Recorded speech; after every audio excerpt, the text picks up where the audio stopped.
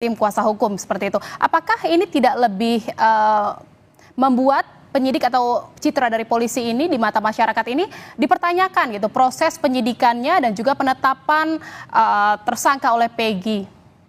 Saya ingin kembali ke literatur ya, pengalaman di banyak negara, di Inggris, kemudian di Amerika Serikat, kemudian bisa di Korea dalam kurun waktu hampir 50 tahun ya, itu kan mereka juga banyak terjadi salah tangkap dan kemudian berbesar hati juga untuk memperbaiki kinerjanya. Jadi sebenarnya kalau ternyata memang ada hal yang salah ya diakui. Kenapa? Karena esensi dari presisi ya, kalau kita membayangkan membaca presisi kemudian policing 4.0 itu adalah dia bisa integrasi dengan publik.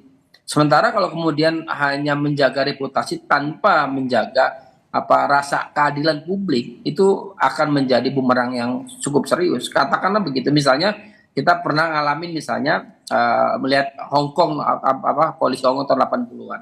Artinya memang pada akhirnya saya ingin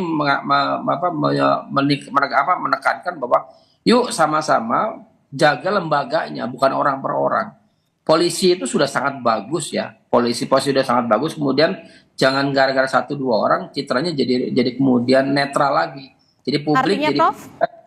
Ya gimana? Ya, artinya Prof, ini berarti bukti yang memang sudah dibeberkan oleh tim kuasa hukum ini lebih kuat ya dibandingkan dengan penyidik Polda Jabar dalam pra peradilan. Secara gini, kalau timbang menimbang ya sedikit lah lebih bisa, kemudian argumentatif bisa diterima.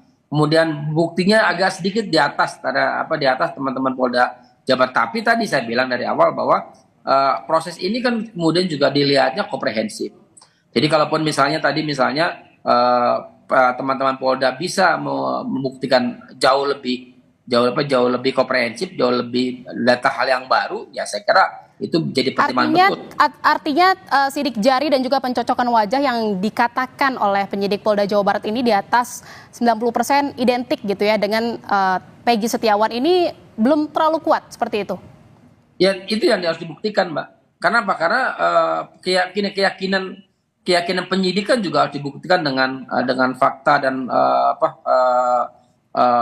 saya lupa fakta dan kemudian yang bisa memperkuat basis apa yang disampaikan gitu. Jadi kalau saya sih melihat seperti itu. Jadi apapun yang kemudian disampaikan teman-teman Polda Jabar, selama kemudian tidak bisa diekspos oleh publik dan diakses oleh publik dengan memberikan argumentasi yang jauh lebih runut ya, saya kira pengadilan juga akan memiliki pertimbangan yang berbeda dengan harapan teman-teman di Polda Jabar. Artinya keberadaan dari yang dua tadi itu tidak dilihat sebagai satu kesatuan, dia mungkin dilihat dari parsial saja. Padahal kita membayangkan kalau betul misalnya itu dilakukan, kenapa nggak dilakukan 2016? Kenapa kemudian misalnya